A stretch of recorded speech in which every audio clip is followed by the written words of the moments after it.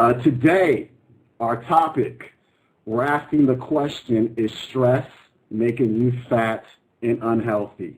And so like I said, our guest is Reed Davis. He's a clinical nutritionist, and he's a hormones expert. We're going 90 minutes. And so the first half is going to be me and Reed going at it. The second half is going to be for you guys. We're going to take your calls, answer your questions, get your comments and whatnot, and we're going to have a great time. I've got my fingers crossed today. I'm hoping this goes smoothly. I did a test drive yesterday. There was a little bit of delay between the caller and Skype, but hopefully that's not going to happen today and everything's going to be cool.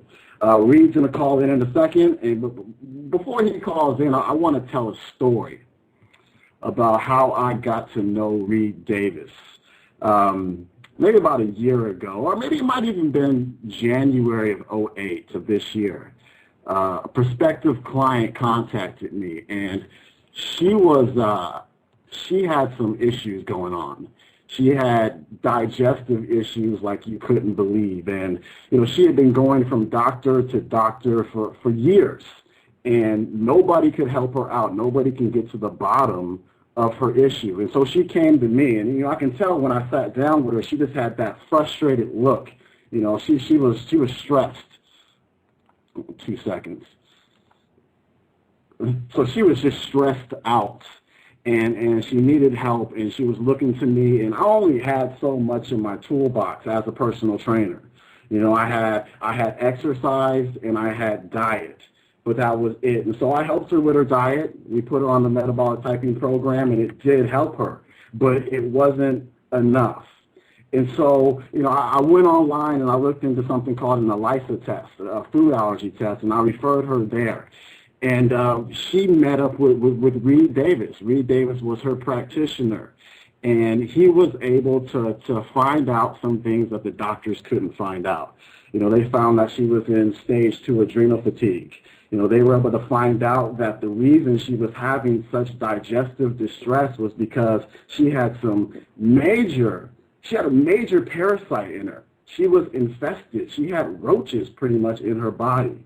And so they figured it out, and now she's doing very well. I saw her not too long ago, and she was downstairs in my gym flexing her abs, talking about how flat they were. And the moral of the story here is that, when you go to trainers, there's diet, there's exercise, and that's what we tend to focus on, but there's so much more. There's what I call the missing links.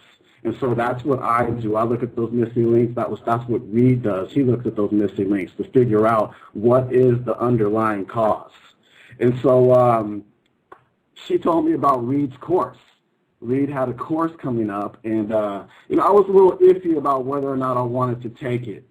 And I was just moving into my new place, and I brought all new furniture and stuff, and I bought a brand new TV, a flat screen TV. I'd never had one.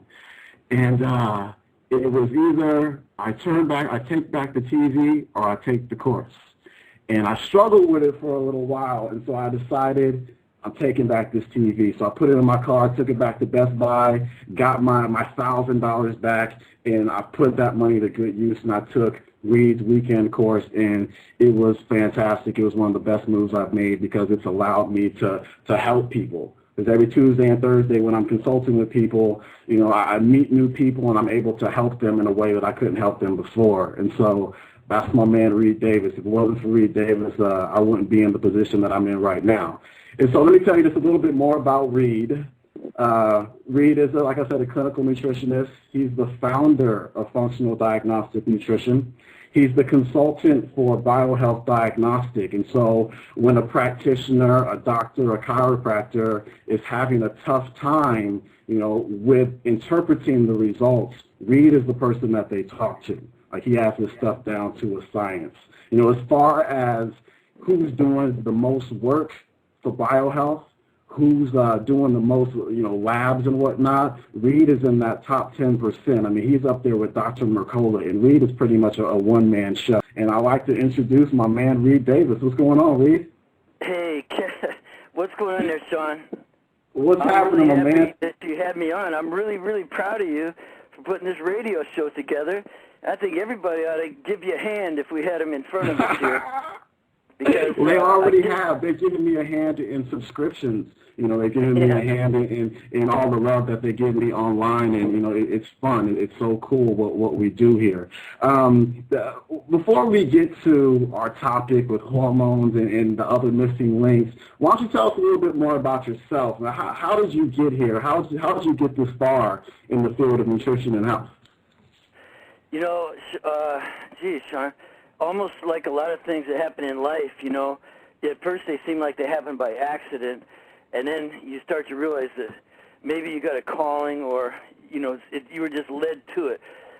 Today I had a couple last-minute sign-ups for my current course and a couple other bits of feedback from my course, and people keep saying that to me, that they were drawn to the work, that they just felt like it was meant to be. And, they say there's no accidents. Like you turning that Francesca onto me, or her turning me onto you, it was no accident, Sean. And I used to be a corporate executive. I've got training in all kinds of different backgrounds, business and legal, and even art and architecture and stuff, English. I know I sound real young, but I'm actually kind of a geezer, I wouldn't call you a geezer. I'm just a geezer in good shape. I heard that. Yeah. So, I came out of a corporate environment, and I was looking to help people. I was a vice president of a company, and I had 60 employees, and the part I loved most was holding the company meetings and getting people pumped up and fired up about what we were doing. We were actually in the recycling business. This is many years ago, but I thought we had a mission and a purpose, and it made even the lowest job on the totem pole seem like a really important thing. So I've always been that kind of a person, a coach. I coached football for 15 years. I told you that, Sean. And, so I've always just had this desire to help people and get them to be their very, very best. And, the truth is, my son, I was actually out of work. I was consulting, and I had a notion that I would do corporate wellness programs, because I knew the corporate world so well, and I knew that employees, to be their very, very best, had to be as healthy as they could possibly be. And if you could work within that environment and get people to be healthier, then you could do a lot of good in the world, and you probably could also make a living doing it. And I met up with this chiropractor named Leilani Vidal. She's really a sweetheart, a really good, sincere chiropractor. I've always thought there was good ones and bad ones, and she's actually treating my teenage son at the time, who's an all-league, athlete-type kid. And she and I just started talking about business and what could we do together to create a wellness program for corporations. And that was my first real look at it seriously, and she was just about to start this course in nutrition that was really for doctors only. So I got her to hire me as an assistant and take me as her assistant. So my first introduction to nutrition was when a doctors only nutrition, it was a nutritional therapy program. And once I started doing that, Sean, I just completely forgot about making money or some big corporate wellness thing. I just decided I wanted to learn this practice of nutritional therapy as good as I possibly could. I wanted to learn everything I possibly could. I knew I didn't know a lot. So I spent basically the next 10 years studying and practicing and testing. And one of the things I do is that bone density testing. I went out and tested over 10,000 people and had a really neat opportunity to practice what I do. And it just developed, and I'll answer any other questions, but that's the basic background. It just a guy that wanted to help and really fell in love with nutrition and how the body works and trying to get people to be better. It's such fulfilling work, because you're doing something, you're offering something to people that they won't get anywhere else. And it's really helping them, and it's building their health from the ground up. Now, one of the things on your website, you make a reference to Colombo. the old detective show. And Yeah. so, when clients come to you, when they do have particular main complaints or conditions, what are you looking for? What separates your approach from the traditional Western medical allopathic approach? Oh, well, I could answer that in a nutshell by saying that what we do is look for the underlying cause or condition instead of just treating the symptoms. So if you wanted it in a nutshell, that's what I would say is, functional diagnostic nutrition seeks the underlying cause, and then you'll find a malfunction, and when you correct a malfunction, the symptoms or major, complaints seem to go away. It can get a lot deeper than that, but that's what I would say about it. And you mentioned my buddy Colombo. That's he really was the epitome of a good detective. He was thorough. He never overlooked a clue. He took his time. He would just bug the heck out of people. I don't know if anyone listening remembers that guy, but he was a pain in the neck because he wouldn't leave certain things alone. And so let me equate it to a situation that's really, really common.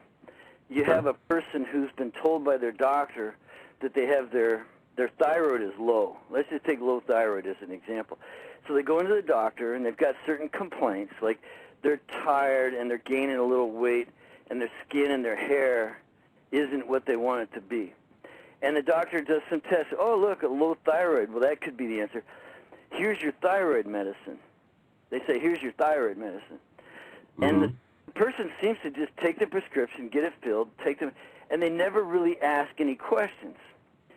Now, me and Colombo and you and the people who are naturopathic-minded, the people who take my course, and that what we want to know is, well, what's wrong with the thyroid? Why is it underactive? And so that's where FDN begins. It's with, let's find out the why. And another really good example, and I want to point this out, it's another difference between FDN, Functional Diagnostic Nutrition, what we practice. You can call it anything else you want, but what we practice is that kind of detective work. Another really common example is, let's say somebody, Sean, and you've had this many, many times, they can't sleep. They say their main problem or one of their problems is they can't sleep. So they go to the doctor, say, I can't sleep. He says, oh, no problem. Here's your prescription for Ambien or one of the other drugs out there. Now, our clients tend to be anti-drug. They tend to not want to take pharmaceuticals. They're addicting. They have all kinds of side effects. They're toxic. They pollute the liver. And they know this stuff. They've done their homework and reading. They're not uneducated. So instead, they go, well, I want to take something more natural. I want a more natural solution. So they'll go down to a local nutritionist or vitamin shop or, one of the departments in one of the big stores. Like we go to Henry's here, right? So in there, they'll say to the clerk, I can't sleep and I don't want to take the prescription from my doctor. What can I do? And that clerk, who is friendly and helpful and knowledgeable in products and doing their job, will say, oh, well, why don't you try this valerian root? And they say, well, I've tried that. It didn't work. Well, how about some kava and try some chamomile tea with it? Oh, that didn't work either, they'll say. Well, how about melatonin? And see, what you're getting at here is a situation where you're just really replacing the drug with the natural product, which is better. We like that much better. But still, nobody seems to be stepping back and saying, well, Mrs. Smith, whatever, why aren't you sleeping? So what me and you and everybody else in this type of line of work is supposed to do is say, why don't we find out why you're not sleeping and deal with the root cause, the root condition? So that's pretty much the mentality of FDN. Well, when I talk about root cause, I like to give the analogy of an iceberg. And let's say you're on a boat somewhere and you can see the iceberg poking out above the water and you kind of appreciate it for what it is, but you could tend to forget about the huge mass of ice underneath the surface.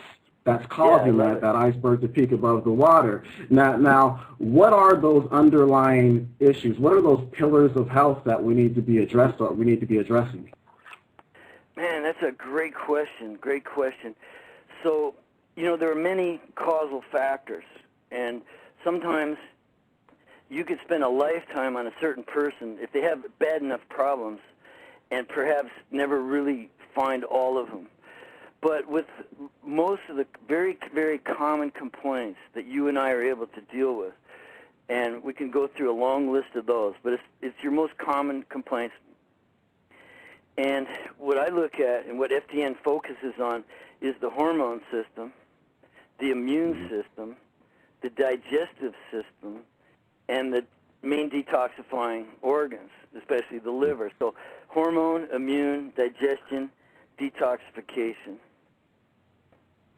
So what you're saying is that we have to build those systems up in order to have health, and when we build those up, we're probably not going to have those symptoms anymore. Because what the doctors do is they take an axe or a chainsaw and whatever, and they cut off the tip of that iceberg, and they say, okay, you're all right now, go home.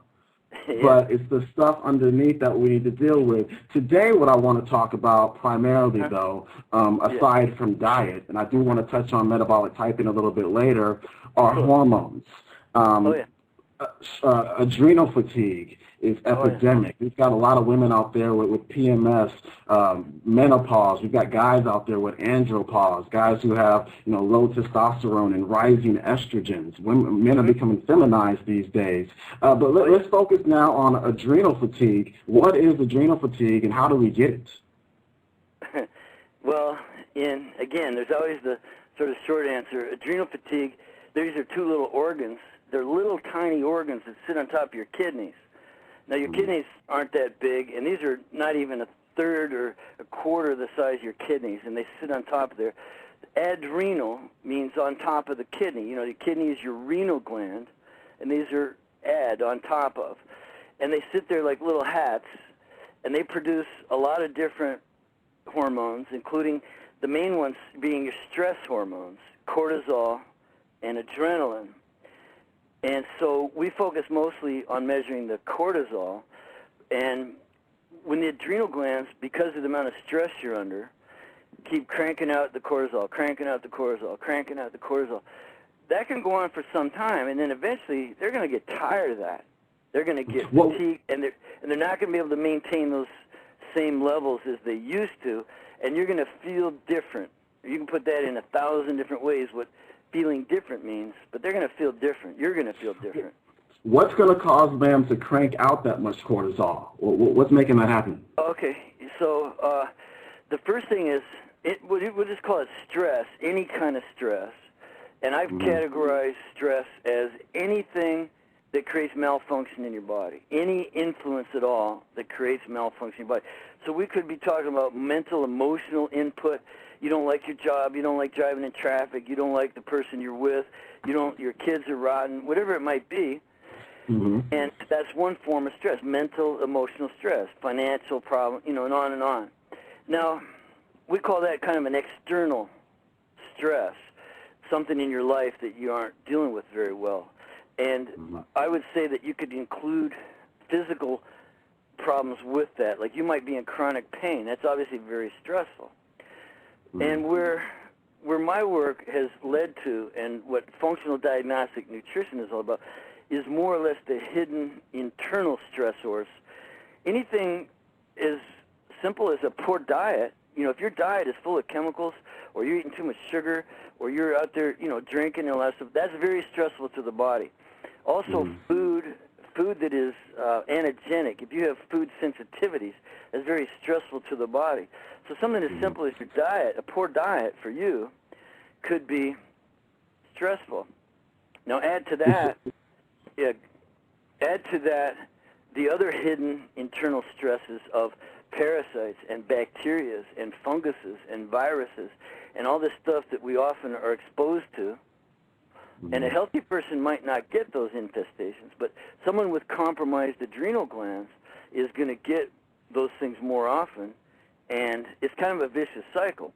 Those infections can lead to poor adrenals. poor adrenals can lead to more susceptibility. So you got a vicious cycle going on there. That's interesting. You were saying that your adrenal glands, they start cranking out all this cortisol, these stress hormones, in order to deal with these stressors. But I think you were saying that there's going to come a time when they become exhausted. A person can't stay on the treadmill forever. There's a time when they get tired. What happens when the adrenal glands become exhausted? Well, that's a great expression, the treadmill of life, and sometimes it's more uphill than downhill.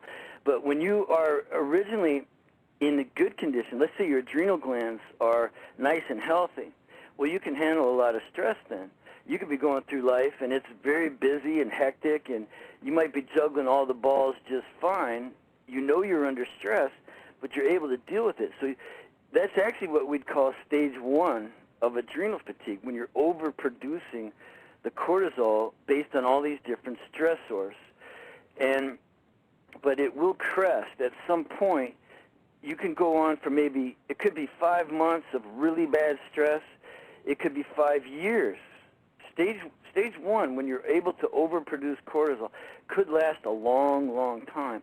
But eventually, everything, like you say, that treadmill that you're on, you're going to fatigue those adrenals, and cortisol output will start to be reduced. You'll start to, if there was a graph, you'd be sliding down that back side of the graph, and you're headed south. Your cortisol output is headed south. And that, by the way, Sean, is one of the critical measurements that we use is, and you know this, that cortisol output is a measurement of your adrenal strength. So when cortisol is going down, it means your adrenal function is going down. Yeah, now what's interesting about that first stage of adrenal fatigue, when people are cranking out too much cortisol, they're also using a lot of adrenaline. They're producing a lot of adrenaline, so they don't really feel the effects. They feel fine. Actually, they feel better than fine, but that can only last for so long. Why don't you talk a little bit more about cortisol and what it does to DHEA and how those two things come into play? Okay, well, first of all, you point out something really important, that people at the height of stage 1 adrenal fatigue, they actually don't even know it, because they do have the adrenaline. The adrenal glands are 2 glands in one, and one part of the gland, called the adrenal medulla, actually cranks out a lot of adrenaline. Now they call it norepinephrine and epinephrine. The other part, of course, is the adrenal cortex, which cranks out the cortisol. So as long as all that's going, in other words, when your adrenals are healthy, you're not going to feel the effects very much. It's when the adrenal output is reduced, is when the cortisol starts going down. That's when you start feeling like things aren't right. And I think it's important too, Sean, that we note that if you go to a traditional physician, your complaints might seem very vague to them and not really something they could diagnose and treat. So they just tell you, oh, you're just something. They're really not recognizing this stage of malfunction. And now I'll tell you about that DHEA thing. The adrenal glands will, and it's kind of hard to do without the graphs and charts that we use, but cortisol is made out of a hormone called pregnenolone, and so is DHEA, but they're in 2 different branches. So there's a master hormone called pregnenolone, and DHEA is in one branch. In other words, some of your pregnenolone makes DHEA, but some of your pregnenolone also goes over to make cortisol. Now, they may not be really direct routes, but they are in 2 separate branches. So if your adrenal glands are cranking a lot of cortisol, they're going to start stealing that pregnenolone to do it. So if you just picture 2 branches of a tree, you got cortisol on one branch and DHEA in the other branch, and pregnenolone is supposed to feed both branches. Well, in a healthy person without any extraordinary stress, it'll supply both branches just fine. But when you got all that stress and your adrenal glands are cranking out that cortisol, then that branch is going to start draining the pregnenolone, and there won't be enough left over for the DHEA branch. So what do you think is going to happen to the DHEA? It's going to go down. It's going to go down. So you end Absolutely. up with this. That is the basis of hormone imbalance right there, your steroidal hormone imbalances. You know, most people talk about the end products, your estrogens and your testosterone and those, but those are farther out on the branches. The main two branches I would call, it's actually called the progesterone cortisol branch. The other one's the DHEA, which changes then into your androgens and your estrogens branch. So what you're saying is that your body is producing stress hormones at the expense of your sex hormones. It's stealing from your sex hormones in order to make more stress hormones. Yeah, that you could say that, and that would be not far from accurate. That's right on. Yeah, you're going to be, because of stress, you're swiping the master hormone. Now your DHEA is down, which DHEA makes your testosterone, DHEA makes your estrogen. So both your male and female hormones are going to be reduced also because of stress. Now you could ask any woman, you know, hey, when you're stressed, do you feel more sexy or not more sexy? You know, they'll all tell you, nah, it's, you know. Just about everybody, right? Just about everybody who I've talked to, and I've talked to a lot of people during my Tuesday, Thursday consultations. A lot of them have low sex drive, a lot of them. And what I've been noticing is that about 50% of them had some type of traumatic experience. And I don't even have to pull it out of them. It's one of the first things that they say. They say, oh, my mother died. There was an accident.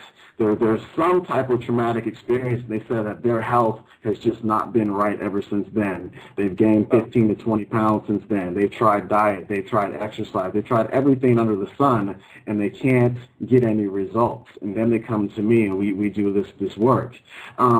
What goes on when that, what kind of symptoms would someone get when that cortisol to DHEA ratio goes off? When the cortisol to DHEA ratio goes off, you're going to find, interestingly enough, Sean, that just about every function in your body can be affected. You know, the common things are tiredness, fatigue, low sex drive, and again, a lot of energy problems. These are the most common things. Sleep can get messed up. But when you think about, or when you learn, like in my course, a big thing that I teach is the relationship between that cortisol to DHEA ratio and all these other major functions in your body. You could take like the endocrine system, for instance. If your cortisol to DHEA ratio is off, your thyroid function can be diminished. Remember we said at the beginning, you know, all these people on thyroid, and no one's asking, what's wrong with my thyroid? The truth is, it's actually just an adaptation to stress. You're going to slow down metabolism if you're under stress to protect the body. It's rather it's an adaptation. And just so our listeners understand, the thyroid controls the metabolism. If the thyroid is low, you're going to gain weight. You're going to have symptoms that are no fun. So I just want to make sure that's clear to everyone. Go ahead. Okay. Yeah, so all the low thyroid symptoms can be a result of low thyroid, of course, but that's actually secondary to this adrenal problem, where the adrenal glands are tired. They've been stealing the cortisol for so long that the DHEA is really low, and it affects them. The same thing with the ovarian hormones, testicular hormones, your estrogen and progesterone, your testosterone levels, and the rest of the endocrine system. Now, the endocrine system is all your hormone-producing glands. So things like the pancreas, for instance. And insulin, that's a hormone, so you could have really poor blood sugar levels. You can move on to things like neural tissue health, neuronal conductivity, just the way the nervous system works. That would affect memory and learning, the quality of sleep, and moods. Cortisol to DHEA ratio is really highly involved in bone turnover. You know, one of the things we do, Sean, is a lot of bone density testing, and if someone has osteopenia or osteoporosis, they need to get their adrenal glands checked because those hormones are involved in bone turnover, connective tissue turnover, even muscle integrity. So, you know, I can go on and on with this. The carbohydrate metabolism. And again, blood sugar levels, the way cells produce energy. One thing we notice about people with fatigued adrenal glands is that they're in pro and anti-inflammatory modulation. The ability to control natural anti-inflammatories or pro-inflammatories is dysregulated. So people with fibromyalgia, people with rheumatoid arthritis, and all these sort of inflammatory conditions all have fatigued adrenal glands. And so in terms of people who are gaining weight due to this issue, would you say that it's a combination of low thyroid, blood sugar regulation problems, cortisol production, which can cause a change or an altered way that you distribute your body fat? Would these be some of the problems or some of the issues that are causing people to gain weight? And, well, no question about it. Gain weight or maybe more weight and fat distribution. People with fatigued adrenals tend to be fatter around the middle, for instance, which is a known factor involved in heart disease and, death from cardiovascular problems. Yeah, absolutely. And so we test for this through saliva. And I want to get your take on why we test saliva and why we don't test blood. That's another great question. Before you went there, I'd like to say one of the areas that, because you asked a question about the cortisol to DHA ratio in the adrenals and all the different things that someone could present to you with, and we wouldn't be doing that question justice if we didn't talk about mucosal surface integrity and the immune system. So remember, we go back to the 4 pillars of health. We talk about the hormone, immune, digestion, detoxification. They're all involved in adrenal fatigue, especially that immune system, because high cortisol, when you're in stage 1 for a long period of time, you start suppressing one of the major defense chemicals you have in your body. It's called secretory IgA. That's part and parcel of this mucosal surface, your inside second skin, the lining of the gut, for instance, the sinus cavities, the different cavities in your body have this mucosal surface that it protects you from infection, and it can be really suppressed by adrenal fatigue, this high cortisol to DHA ratio. So that's why people get sicker, or if they're sick sick, when they have stress involved. So they're leaving themselves wide open for some type of infection. Oh, yeah. I mean, people with adrenal fatigue get, let's say you and I are both exposed to, some pathogen, some mild bug, but my adrenal glands are really working good and yours aren't. Who's going to get sick the quickest? Likely it's going to be you or the person with the compromised immunity. So I wanted to make sure we got that in there. And then your next question was about the saliva and blood. Yeah, which is really easy to answer. Basically, we use saliva for one reason, because we want real-time and bioavailable levels of the hormone. So by real-time, we mean that we can do a morning, noon, dinner, and bedtime saliva sample and get the precise levels of a hormone at that time of day when it's might be different than another time of day. So with blood, you're basically getting an average of the last, let's say, half a day or so. And an average might tell you nothing. And so that's one thing. And one of the reasons for that is, so it's time specific. That's one good thing about the saliva. The other thing is this bioavailability, meaning that the hormones in the saliva have gone through the salivary glands, right? So you're measuring the same amount that's in the tissues versus what's in the blood. Now, in the blood, hormones get bound up by protein molecules. They're called protein-bound hormones. And with these steroidal hormones that we're talking about, cortisol, DHEA, estradiol, estriol, progesterone, testosterone, they're bound up by a molecule called the sex hormone binding globulin. So they're simply unavailable to the receptor sites when they get there. So if you measure hormone in the blood, it's all the hormone, and you don't know how much is usable and how much not usable, unless you do some additional measurements and calculations. So when we measure saliva, that's the available amount to the cells in the body, and that's what we want to know for our purposes. Now, also, saliva is inexpensive and easily collected. You can send a test kit to someone anywhere in the world. As long as they have a mailbox nearby, they can get it back to the lab, and we can get the results. Mm-hmm. And don't forget that with these multiple collections, morning, noon, dinner, and bedtime, sometimes in the middle of the night, we'll have you take a saliva test. Who's going to go to a hospital 4 times in a day and get their blood drawn? Nobody. Nobody. So even if it was real time, which it's not, blood is just an average, which is useless for us. I mean, you can still get information from the blood, don't get me wrong. But for what we're looking for now, we can't use it. And the other way you should remember, too, a lot of times physicians, if they're looking for adrenal fatigue, they'll do a 24-hour urine collection and look at the total cortisol. And if it's really, really low, they'll diagnose Addison's disease. And, that would be cool if they found that. But if they see anything above that, like if they see a normal 24-hour urine collection, they'll call that client normal, when really that's not the case. Only through saliva. And again, I don't know, it's a little hard without the charts and diagrams, but you can get a much better reading on the amount of fatigue the adrenal glands are under.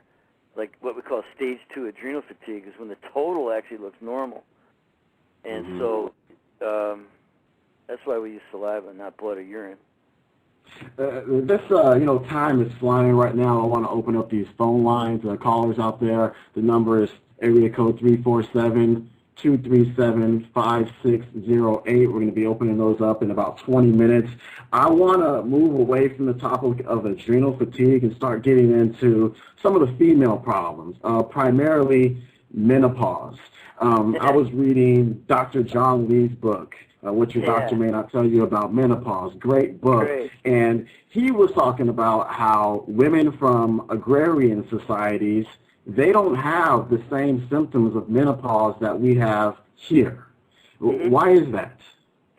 Wow, that's a really good question. And that's I read that book years ago, and I got my old dog-eared copy on my shelf here now. And John Lee was a great guy. He really kind of pioneered saliva testing and the use of natural hormones like the progesterone cream and such. And he really is kind of one of the original mentors of all of us that do saliva testing. And I think we've taken his work to another level. He told some great stories I'd love to repeat sometime on a future show. But I don't remember that exact passage, but it would make total sense to me that women who are, say, they're on a farm, number one, they're eating farm food, which is much higher nutrition than what we might be getting at our local grocery store. They're not eating fast food. They're not as toxic. They're not as polluted. So they don't have those stressors on the body, for one thing. Now, when you say agrarian, pardon my just sort of, stereotyping, but I'm thinking of the skinny farmer man and the sort of more plump farmer woman, Like she's got more fat on her. She's out there, she's cooking all day long for the farm boys, and she's got a little more fat on her body. That's a good thing for the hormones, John Lee, so what I'm talking about? Yeah, well, John Lee, what he was talking about in his book was not only the agrarian societies, but third world countries as well. He was saying that maybe it's the fact that when you're in menopause, you're no longer ovulating. And so you're not producing progesterone. Thus, you're going to get that estrogen dominance, which we should talk about. But if the adrenal glands are blown out, if they're exhausted, you're losing one of your main sources of that backup progesterone. Now, would that be true? Yeah, I didn't quite remember the passage, but it really makes sense to me. And what I was kind of leading to was the stress factor. Cleaner food, cleaner air, less sympathetic influence. They're not driving around in traffic. They don't have all of this stuff going on. So their adrenal glands are going to be in better condition, and that's going to be the form of stress. I was just kind of leading up to that. So women you say in the modern society are much more stressed out, and that's affecting. Obviously, we was talking about stress beats up the adrenals. The adrenals directly modulate ovarian hormones, so they can have a much tougher time. And when you talk about estrogen dominance, you're really talking about that steal of pregnenolone over to the progesterone-cortisol pathway. So their progesterone is lower too. There's another steal. Again, without the diagram, it's a little hard, but pregnenolone turns into progesterone, which turns into cortisol. So when there's a demand for cortisol, it's really lowering your progesterone somewhat, and your estrogen to progesterone ratio will be just wrong. You'll be estrogen dominant. And that's true. What John Lee said that was very, very true was that your estrogen could be, quote-unquote, normal, but because your progesterone's low, you have a high, you have a relative dominance of estrogen. He really kind of coined that phrase, relative dominance of estrogen. So if that's what you're talking about, totally right on. We see it every day in the test results. So are those main complaints that people give you when they have menopause, are they due to the fact that there's just not enough progesterone there? Well, again, it's rather complex. It's not just that, but that's certainly a piece of the puzzle. It's really the hormonal imbalance that's directly related to stress and the pregnenolone steal. So one of the symptoms of that, if you will, is that the progesterone's also low, and you got to take another thing into consideration. Now, this gets into the metabolic typing a little bit, but everyone's different, Sean. I mean, everyone's different.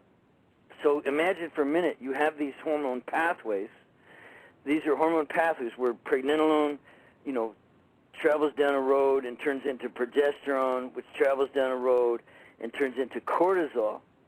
Now, if everyone's pathways are a little bit different, as different as the nose on your face, Sean, it's different than the nose on my face. You've got, in some women, that road might be a 4-lane highway, and in the next woman it might be a dirt path. So everyone's so different, you get a mixed bag of results. It's why our protocols are different than everyone else's, because we're one of the few sort of lab technology systems that takes metabolic typing and biochemical individuality. We take that into consideration very seriously. There's no one-size diet that fits all. There's no one-size hormone therapy that fits all. You got to look at each person individually. That's where John Lee, by the way, that's where he didn't really, he did all this phenomenal work, but to carry on his work, you start fine-tuning, you start researching, you start asking questions, you start really sort of picking it apart, going, well, here's where he was right, now here's where we can make some improvements. That's where I think we're at with this, I really, that's it. Now, I'm sure somewhere out there with our listeners, there's some women out there who are burning up with hot flashes, who are just sweating all day. It's hot, it's cold, they're hurting, and they can't get over them. What's going on there? What's happening with these hot flashes? That's such a good one. And that's actually a fairly easy one for most women. Again, this individuality comes into play. But when estrogen drops due to, let's say, perimenopause and menopause, the ovaries, which are producing most of the estrogen, they just simply are not functioning the way they used to. You're not ovulating anymore. So typically in the first half of your menstrual cycle, the follicles in the ovaries are producing this estrogen, and they produce more and more and more and more, and they actually are ripening an egg. So that estrogen at the beginning of the cycle, right when you finish your period, the estrogen starts ramping up and up and up, and then you ovulate, and then the hormone progesterone kicks in. So you've got lots of estrogen most of your life until you stop ovulating, the ovaries get tired. Now your estrogen levels tend to flatline kind of low. And when they flatline kind of low, there's a gland in your brain called the hypothalamus and pituitaries. So that HP axis, we call it will recognize low estrogen, and it's used to having more estrogen. So it sends out a messenger to the ovaries called follicle-stimulating hormone, or FSH. Now, FSH, it cranks up the level of FSH. It's trying to whip those ovaries into producing more estrogen. So the gland in the brain says, hey, where's the estrogen? And it sends out a messenger to the ovaries called FSH, where's that estrogen? Now, the ovaries don't respond. They go, hey, sorry, we're not doing it. We're tired. We're past that time in our life. We're not going to do it. So this same gland in the brain sends out even more of the FSH, follicle-stimulating hormone. Now, FSH is a vasodilator. When you get enough of it in your bloodstream, it dilates the little tiny capillaries under your skin, and so your core temperature, you're simply carrying more blood closer to your skin. So your core temperature of your body comes out to the surface, and you feel hot and sweaty. And, to a man, that's all a hot flash is. That's a great explanation. So basically the body is trying to produce something, that being estrogen, that it simply just can't produce. And so you just got this, got this cycle going on, and you're increasing the heat in your body, and then thus you're going to have the hot flash.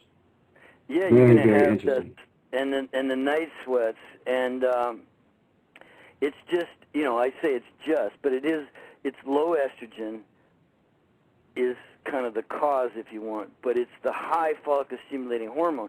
It's the brain isn't used to it yet.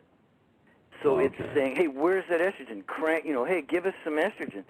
So that's why it goes away eventually, because the brain finally gets the message, well, I guess you're not going to give us that estrogen, so it slows down the FSH. Now, that's why some women go through menopause, they have really bad hot flashes, and some go through and it's not so bad. It's just those differences, again, in people. And all this stuff is totally fixable. And there's a difference between the way that you fix things and the way that the doctor would fix these things. Let's talk about the difference between synthetic hormones and natural bioidentical hormones. Okay, well, there's sort of two really important things. One is that you said the difference between how we would treat that and how a doctor would treat it. The truth is that if someone's got hot flashes, you do want relief. And we would have some natural estrogen to just give you a little bit to get you over the hump, just enough estrogen so that that HP in the brain slows down the FSH. So for that particular situation, a little relief care isn't bad, Sean. Now generally FDN, Functional Diagnostic Nutrition, metabolic typing, naturopathic medicine, it tends to try to get to the cause, and the cause can take a while to figure out, and the cause can take a while to correct. But if a woman comes to you with hot flashes, you better have some relief care ready too. So this is sort of a blend of different types of care. And we do have bioidentical natural estrogen so that they can get some relief, and they would have relief. But they also would continue they do the adrenal program, they fix the immune system, they fix digestion and detox. The other pillars of health you still do. So you got to know how to kind of blend it a bit. It's just like if someone had major headaches, you can't tell them, well, in a couple months they'll go away when we figure out what's good. It's not going to, you better have some relief care. Or they're going to have to see someone else to get it. So, you can do it different ways. And now, the question about the difference between synthetic and bioidentical is dramatic and incredibly important. I mean, if people listening have ever watched TV or listened to the radio a few years ago, you know that there was a major, major upset in the pharmaceutical world when a study being conducted by the National Institute of Health, which is our major research governmental body, there was a branch of that called the Women's Health Initiative. And they had approximately 8,000 women in a study, and it was an 8-year study. So it was an 8-year study with thousands of women, and they were watching what happened when women took these synthetic hormones. Now, they're made out of pregnant mare urine. So they take pregnant horses, and they take their urine, and they extract the estrogen out of it, and they would give it to human women, or women. And so, that just sort of bugs me in the first place. But that's what they were studying. Now here, listen to this, Sean. This is what I find amazing. So the study was an 8-year study, and what studies like that do is they try to evaluate what are the risks and what are the benefits. What are the risks and what are the benefits? So if you just kind of in each hand, you have risks, benefits, risks, benefits. And over the 8 years, it starts to turn out that the risks far outweigh the benefits. And after 5 years, in other words, 3 years early, they just ended the study. They said, look, this is dangerous stuff. It's way too risky. There's no way we could, why study for another 3 years? We're not going to find any additional benefits that could possibly outweigh the risk, which was like heart disease and blood clots, which cause stroke and dementia and all kinds of stuff. The only benefit that I could see from it was it did help women with their bones a little bit. Like, estrogen does suppress bone loss. So there was a little benefit, but the risks were extraordinary. And so synthetic hormones were basically stopped. I mean, their not the production, I would just say the distribution of them was virtually halted, and doctors were left not knowing what to do. Physicians were like, well, what do we do? What do we do? And because they don't study naturopathic methods, they didn't know. Now, their fallback position was, well, we'll just give it to women who are the most symptomatic. We'll give them the least amount for the shortest period of time. So in other words, they decided that this stuff is poison, and if we're going to give it to you, we're only going to give you a little for a little while. And that's the story on synthetic hormones from my perspective. And I think you'll find that backed up in the common literature and studies. Yeah. Well, so with the bioidenticals, do the bioidenticals have the same risks, or where do they come from? Okay, great question. So that's the follow-up, and the truth is that they don't have any major long-term studies like that Women's Health Initiative study on bioidenticals. And one of the reasons is bioidenticals are not patentable. There just isn't the profit in them. That's why the pharmaceutical companies don't like them, because they can't, anything that's not patentable, they can't make any money on. So the truth is that bioidentical hormones are simply that. They match the body's exact chemical structure, the human structure. If you know anything about chemistry, really in like first-year chemistry, you learn chemical structure. And these bioidentical hormones are made from plant materials in a laboratory, and they match your body's own chemical structure, 100% bioidentical. Your body doesn't know the difference. And so when you take a few drops of bioidentical hormone, your body simply goes, okay, I know what to do with that. I mean, we generally use the drops under the tongue, so we are mimicking the body's own delivery system for hormones. The body delivers hormones by excreting them from the organ into the bloodstream. So what we're doing is we're putting them right in there, right in the same place, right in the bloodstream. And it's only a couple drops of this or a couple drops of that, and the body recognizes it as its own. It goes, oh, okay, I can dig, I know what that is. And if it's the right amount and it's the right thing to do, it'll correct the problems we want it to correct. I really don't even, Sean, I don't even consider what we do to be hormone replacement therapy. It's really a form of influencing the pathways back to the normal way they're supposed to be. And it's not a lifelong thing. The difference is this. With hormone replacement therapy, it's like, oh, your body's not making this, so here you're going to take this for the rest of your life. That's hormone replacement therapy. What we do is we look at how your body's making hormones, and we say, look, things are out of balance, you're going to need a little bit of this over here and a little bit of that there to get things back into balance. So it's just we're just influencing using bioidenticals to repair the pathways. They actually get out of, there's just ways that hormones start to shunt because of stress. We can correct that, and then you shouldn't need very much at all of anything. We don't need any hormone replacement therapy unless you just want to for other reasons. So there's a difference in the way you think about the use of hormones. There's a difference in the actual hormones, the synthetic versus the natural, bioidentical. And oh, by the way, if someone says, well, I've heard those bioidenticals are just as dangerous, the truth is there is no evidence of that. If there's no studies, that means there's no studies for them or against them. And all the evidence we do have, and I have reference after reference after reference, is that the bioidenticals are safe when used the right way. I mean, you could abuse anything, right? You could drink too much water and die. So, right? I mean, that's the exact example I give. You got to do the testing. I really don't think that. I think some of these over-the-counter preparations with progesterone could be getting abused a little bit, but that's why we test. I never would let anyone use hormones without testing.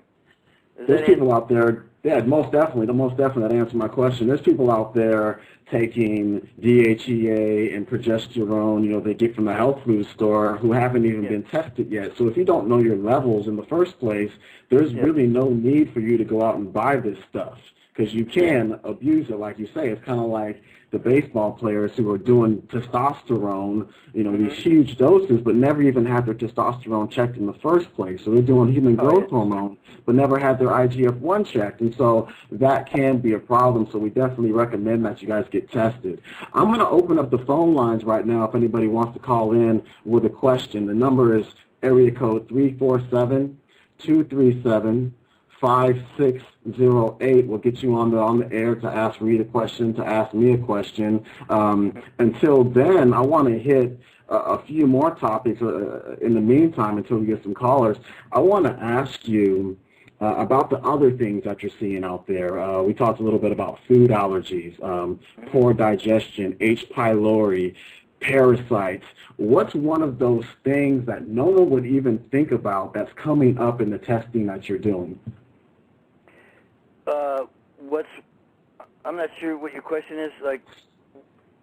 So as far as when somebody comes to see you because they don't feel bad, and just like something that they would never even think that it was, what is one of those things? Like, let's talk about parasites. How does somebody get a parasite? How do we deal with a parasite? What's going on with that? What are the symptoms of it?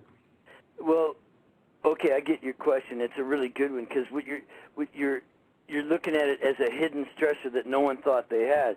So let's say we take someone's adrenal glands and they're really low, like very fatigued. And then you check with that person, they say, well, my life isn't that bad. They think that their stress isn't that bad. I mean, they got a stressful job and stressful family situation. Great. Let's get right back to that. We got our first caller from the 949 area code. Let me put them on the air right now. Okay, great. Caller from the 949 area code. What's going on? Hey, my name is John. I'm up in Laguna Beach. How you guys doing? Very well, we're good. How are you? I'm excellent. Hey, Sean, I'm also a Chek guy. I went to Chek Exercise Coach certification recently. Fantastic. And it's kind of shaken up my world a bit. I've been living it, the Chek method for a long time, but man, it's ruined it for a lot of things now. I have to look at everything now. What do you mean by that? What do you have to look at? What do you mean? Well, I was a semi-professional bike racer. I grew up in a real strict athletic family. I thought I had the nutrition thing wired. I took 4 or 5 classes in community college, and, it was all lies. Like, Sean, I see your YouTube videos, and it was all lies. And, now I'm on this path, this Paul Chek style and all these other people, and, the truth is it's a lot of work, trying to get people to buy into it, my clients, myself. I live it. I walk the walk. My kids walk the walk now. The people I train walk the walk. And it, I just really dig your approach. Reed, I'm a huge fan of a clinical nutritionist, first of all. I just dig it all the way around, and I can't wait to find out more about you. I just found out about you yesterday on, one of Sean's YouTube clips. And, the whole thing on adrenal gland failure, I met another guy who was a personal trainer, and he was running all over the world, training people, and he said he'd just come up on adrenal gland failure. But he was a real healthy guy. So what happened to him, do you think? Just overtraining, or, I'll jump in there. Overtraining could be definitely a source of adrenal fatigue, and because the demands you're putting on the body could be considered abnormal. Again, it's going to depend on the person. And another thing that overtraining can do is it really can affect the oxidization in your gut. You can actually really create an upset inside the small intestine with overtraining. You get an excessive amount of it's called lipid peroxidization, but basically it's rotting in a sense. You get extra free radical damage. So now you've got a compromised gut. So you're overtraining, you're beating up your adrenals that way. You're overtraining, you're kind of ruining your digestion, and that also affects immunity. So it's just called a cascade, You ended up in a catabolic condition. I'm not a big fan of overtraining, that's for sure. So it's real common. These guys, you said he traveled around the world.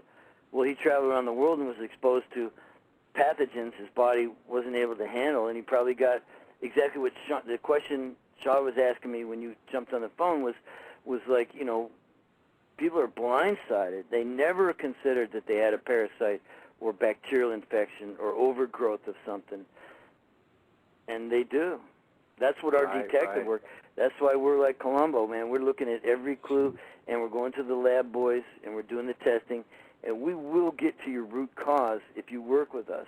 Like you said, it's a lot of work. It's a lot of work. I have, I'm a surfer. I live in Laguna Beach. Some of my clients, they come to me. They used to surf better than I did back in the day. Now I surf better than them because of my fitness level, and they just they look at me like, "How you doing it?" And I say, "Well, you got to put that beer down. You got to put that glass of wine down." And so, they plug theirs and they go, "Whoa! I live in Richistan. I'm not going to quit drinking." So it's a real it's a tough sell for me right now. Some people will buy into my the philosophy, others won't. And this past weekend we had some good waves, and a couple friends and I were walking up the stairs after surfing, and one of them didn't get one wave, and he just looked at me like, "Okay, I'm ready to come to your house and train." So finally I got him. Finally got him on board. And it's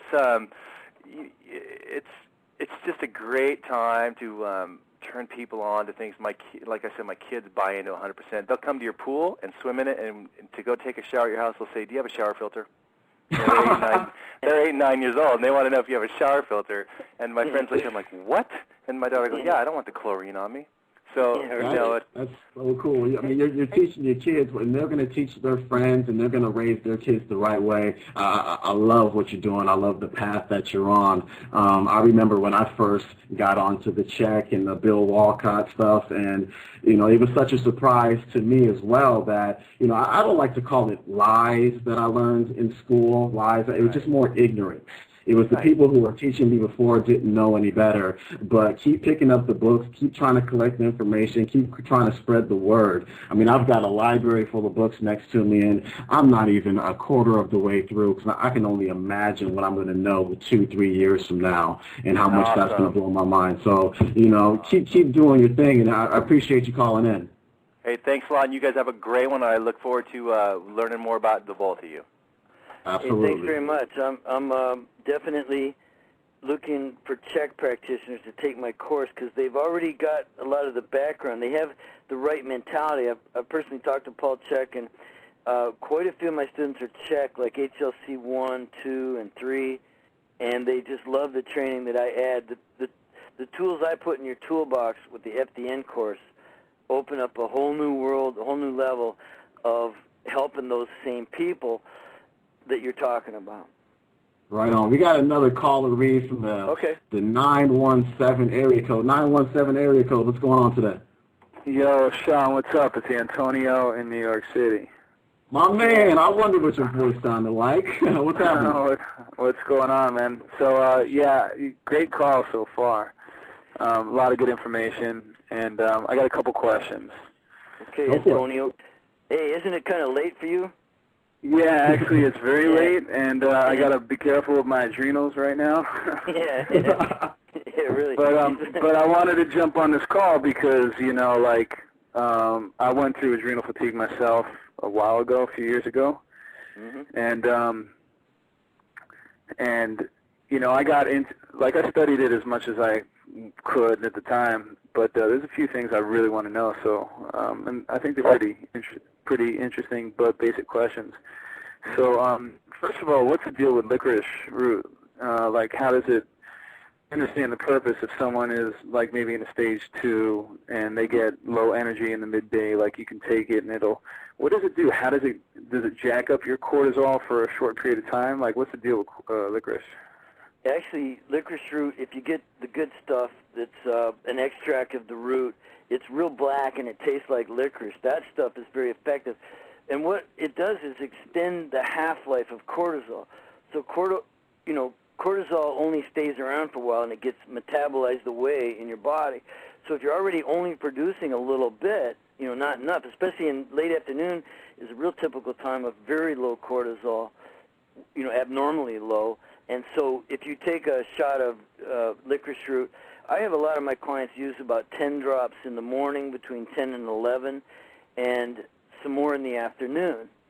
And another thing, so it just extends the half-life of cortisol, and it can therefore give your adrenal glands a bit of a rest. So it's like the adrenal glands are trying to crank up this cortisol. Now you basically are helping them out. So, but it's important to know that licorice root should only be used for a short period of time. Like I'd say in the initial phase of an adrenal protocol, you don't want to continue to use it and use it and use it. For one thing, it can be raise your blood pressure, and you know that's because of what it does to the adrenal hormones. You know, the adrenal glands are getting better, your adrenaline will start cranking out, and adrenaline raises blood pressure. So, if someone has high blood pressure, you should not let them use licorice root. And now another thing about it is there's chemicals in licorice root that soothe the gut. So there's another form of stress reduction when it's sort of medicine for the gut.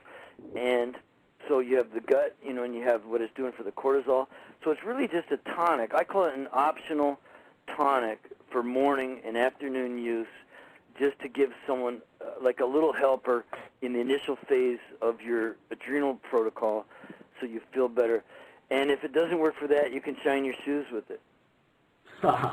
Really? So you're saying that it extends the cortisol, the half-life of the cortisol that's already been released. It's not going to stimulate more? Not really, no. I mean, okay, cool. It has a mild stimulatory effect, but really the beauty of it is how it just extends the half-life of cortisol. You shouldn't feel a whole lot different using it. Just you're just not going to feel as bad as you know. So there's a relative feeling better. All right, cool. And then on that topic of tonics or adaptogens, what's your take on that? Like, I know, you know, a lot of dudes recommend, like, you know, ginseng or, you know, a few other types of things. Like, to me, I always thought that that's going to stimulate the adrenals, which you don't want. So I never mess with that stuff.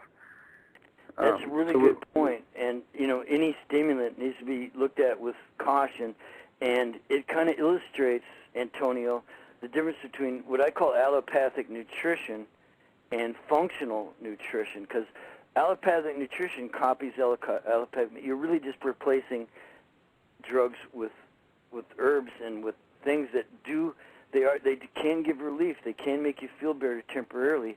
But in most cases, they're not really dealing with the underlying condition or cause. So, you know, I would say use them cautiously, temporarily, but no one has a ginseng deficiency. Right. You know, no one has a ashwagandha deficiency.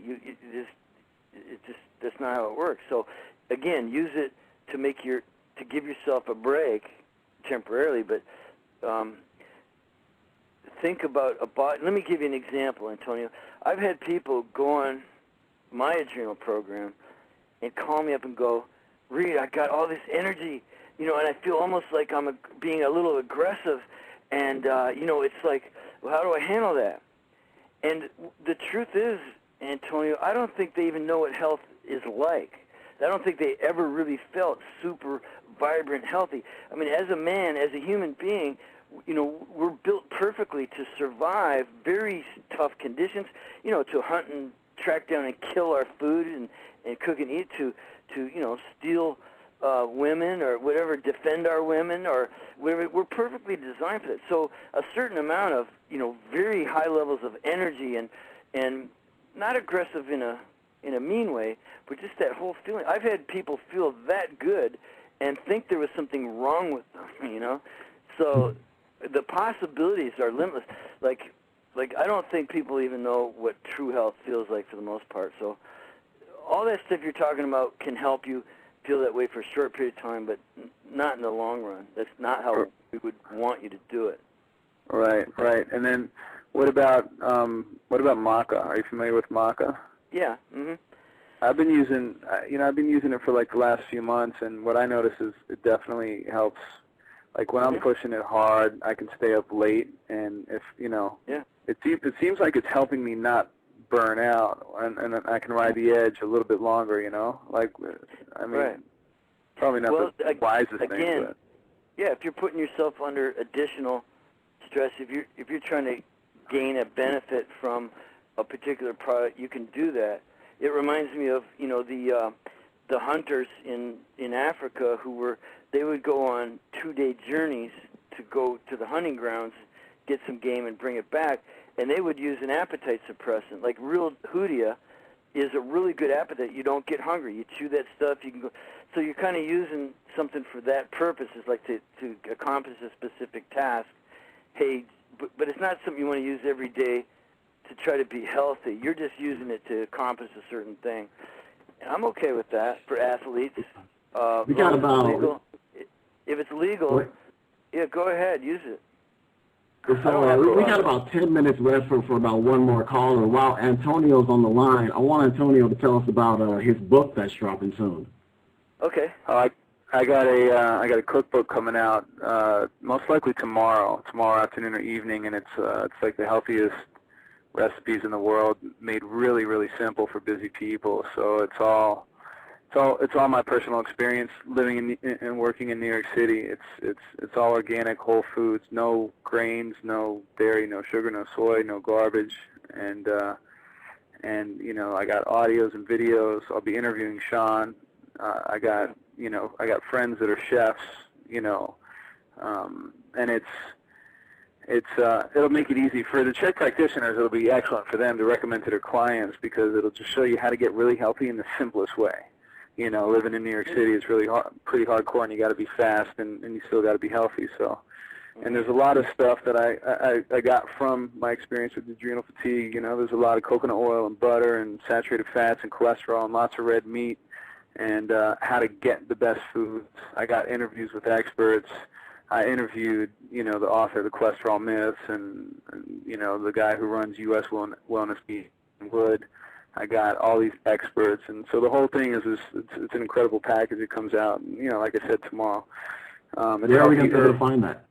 It's healthyurbankitchen.com, and I'll also have it set up as an affiliate for Chek practitioners or any healthcare people, so that they can sell to their clients and they get a commission on it. And but it's going to be cool, and I'm excited for it. But I'm really excited for Sean, for your site, man. Your forum is active, one of the most active and intelligent forums out there, which is really inspired me. And I appreciate you being on there, because I don't have a whole lot of time to be on the forum. I see how the forum's popping. I've been so busy with other things. So I appreciate you being on the forum, and Dr. G and all the other smart guys are on there. Paradigm, I love you. You're the man, even though we go at it sometimes. But, yeah, I totally appreciate that, Antonio, and I wish you the best. We'll be talking in a couple of days. I look forward to it. Yeah, I'm gonna shoot you an email later on, and Reed, thanks for your information. And What's your website, by the way, or do you have a site? Yeah, it's bonesandhormones.com. And I'm going to check out yours, healthyurbankitchen.com, the clean organic cooking website. And mine, again, is bonesandhormones.com. And there's a link on there. Just look for the training link. My website is actually under construction, so not every link's but that one to the training talks about the FDN course, and you can still jump in on that. Just check it out, and if you feel like jumping in, let me know. And again, I look forward to getting your book. Yeah, it'll be cool. Reed, a real quick question before I go. When I went through adrenal fatigue, I would forget things, and I felt really like I would feel dumb, like I felt like I would forget things. So what's the deal with that? Is cortisol directly like killing brain cells? They're not killing brain cells. The clinical term is called cloudy consciousness. Cloudy consciousness, and it's really common that you're just foggy, and mental clarity is a function of the brain working really good. The brain's just like any other organ in your body. If it's toxic, if it's not firing on all cylinders, you're going to have cloudy consciousness. And so it's just like a liver. A liver gets sluggish. It's not purifying as well as it should. Or an adrenal gland gets fatigued. It's not balancing all the hormones. The brain gets cloudy. And, when you repair it has to do with what's called neuronal conductivity. But that's...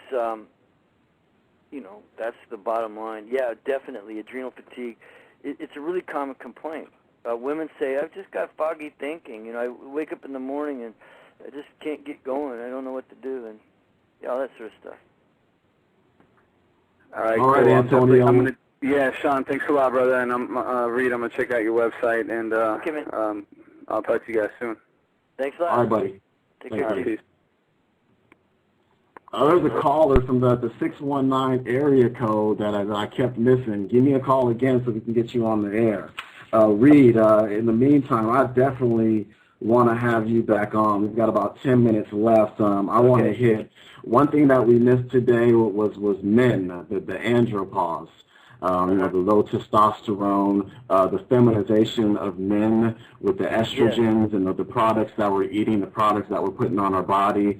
I want to hit parasites, digestion. While we wait on this 619 caller, if you can tell us how digestion fits in with depression and also with a poor sleep cycle, that would be great. Okay, well, I could address the depression real easally. Because sorry, Reed. The 619 caller just called back. Okay, right on. Let's get back to that. Okay. Call us from the 619 area code. What's going on? Hey, Sean, it's Jen in San Diego. Hey, actually, I just was hoping that he would continue talking about parasites, and also if he could bring up some information about fungal infections, like Paul talks about with parasites. Yeah. Reed? Okay.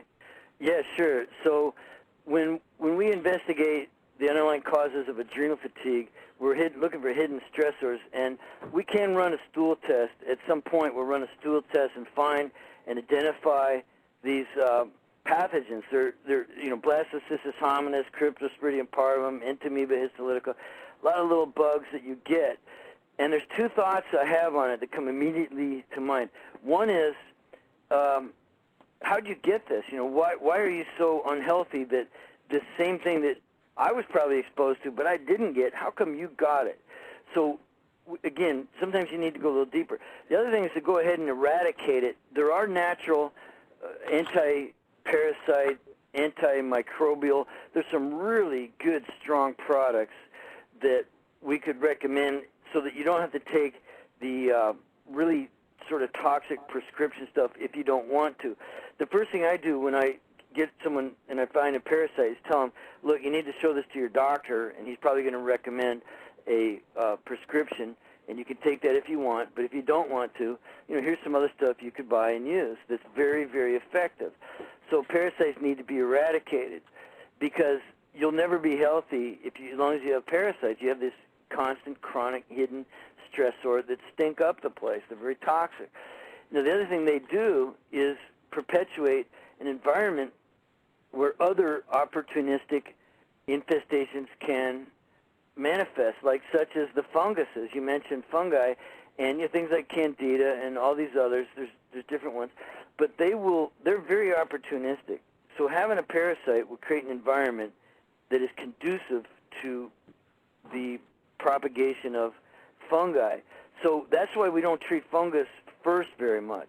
Because let's say you discover that someone has candida, it's a very common fungal infection, and you keep trying to treat it and treat it and treat it, and it keeps coming back and keeps coming back and keeps coming back. Well, basically, then they've got some other pathology or dysbiosis, an imbalance of some sort, that's allowing it to propagate. Basically, you're just cutting the weeds off at the top instead of getting to the roots. If you had a lawn full of dandelions, you could go and cut off all the yellow blooms, and from a distance it would look all green, but you still got the dandelions. Or another analogy that I love is that asking candida not to grow when you have parasites and other infections is like asking mushrooms not to grow on manure in a dark room. It's just going to keep coming back. So that's why we do such a thorough job, like Columbo, of looking at all the clues and going to the lab. If you ever watch any old Columbo reruns or something, you're going to see he goes, well, the lab boys tell me this and the lab boys tell me that. Real big on lab work and really identifying these antigens and pathogens. By antigens, okay, so did you say that you would not treat the fungal infections before the parasites? Is that what you said? If I knew you had both, that's absolutely correct. Oh, okay. And so if you have a persistent fungal infection or a client with a persistent fungal infection and you can't get rid of it, it wants to grow. And it's probably also mutated into a very invasive form that has planted down roots. Now, you got to look at it this way. We're all going to get some candida exposures, the little spores. You can find them in people's guts. But only in some people do they propagate. Do they actually sort of bloom and plant roots and grow? Now, it's because their environment is conducive. It goes back to the old theory of the host versus the germ. What's the enemy? Is it the germ? Well, yeah, they are the enemy, but the host is who we want to treat and get back to really good health so your body can fight off these things by itself. It's kind of tricky, but that's the theory. It's called vitalism, and I practice what's called near vitalism. Jen, okay. Thanks for the call. Yes, thank you. I know you got to go. Today. I checked my mail today. It's still not there, but your results are going to be in any day now. I want to take one more call. Okay. Let's see here. Caller from the 512 area code is our last call, about 3 minutes. What's going on? Yeah, hi. I have erectile dysfunction, and I think it's related to me being extremely nervous. Would taking a cortisol test be what I'm looking for like a solution? Well, I wouldn't say so. I would say that you need to get checked out for physical problems by a physician. Go make sure it's not something physical with your nervous system. Go get your spine checked. Go to a chiropractor. Go to an osteopath. Get someone to make sure it's not physical. See a medical doctor, like a urologist, someone that specializes in that. And then start with that at least. And no, I wouldn't automatically run an adrenal profile on you thinking it was something wrong with your hormones. I wouldn't. I would definitely rule out a physical problem first, and then from there you might go into what you say, the anxiety. Anxiety can be, kind of prevent things from happening easily. As a matter of fact, I think that's most of the problem. But you got to get the physical thing checked out first. Rule that out, then get into the anxiety-induced ED. Okay, thanks. All right, caller, thanks for calling in. Appreciate it. Be sure to check in with us next time. We got to wrap up. Okay, man. Gosh, yeah, I definitely want you to come back. I feel like we didn't even cover half of what I wanted to talk about. I do like to talk a little bit, but Sean, I got to tell you, and everyone needs to thank you for putting this thing together, man. I am so proud of where you're at and what you're doing, because it's all, like you said in the beginning, it's the spirit of helping people. It's very exciting to get results, and that's all we're trying to do. You had other good people calling in, talking about their stuff, and I'm just pleased as punch. Anytime you want me back, just give me a heads up. Absolutely. I'm sure that the listeners will appreciate that as well. Just for you listeners out there, if you missed anything, the show will be archived. So if you go onto the blogtalkradio.com/underground wellness site, it will be archived in about 15 minutes. It should be on iTunes in a couple of days, if not tomorrow. Reed, tell us about your course. Tell us about FDN. I know you got a class going on, but people can still get into that. Oh, yeah. The Functional Diagnostic Nutrition course is mostly for the non-licensed practitioner. We're looking for metabolic typing advisors and personal trainers who have some nutrition background, nurses. I love chiropractors, acupuncturists, doctors of oriental medicines, and those people, they are licensed, you know. And that people who are naturopathic minded, if you want to put some tools in your toolbox to look at the underlying causes, like adrenal profiling, metabolic assessments for digestion, checking out liver function, real simple, like saliva, urine, stool testing, to look at function so that you can build that person's health from the bottom up. You build those four corners of health, the hormone, immune, digestion, and detoxification systems, and the rest of the house can take care of itself a little better. And if you go to bonesandhormones.com and click on the link that says training, you can find out all about the course there. It's easy. And, yeah, you could jump in any time.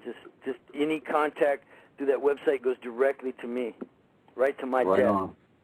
And did you say that you're taking clients or not? Oh, well, yeah, if they you know, they need to write me, let me know what their main complaints are, how long it's been going on, what else they've tried to do about it, and then, you know, are they ready to make some serious changes and, you know, a small investment in their health? And I could take on some new clients right now. Right on, right on. So check out Reed, bonesandhormones.com. Be sure to check out Antonio's website and his cookbook at www.healthyurbankitchen.com. He's got some cool additions with those interviews that he's doing and the other offers that he has with that. I got to wrap it up. I got 90 seconds left. Be sure to pass the word around, spread the word, tell everybody that it's going down every Tuesday. Not sure who I'm having on next week. Maybe I'll have Reed. Maybe I'll have an author for one of these books that I've been reading. So be sure to check us out. We'll see you next time.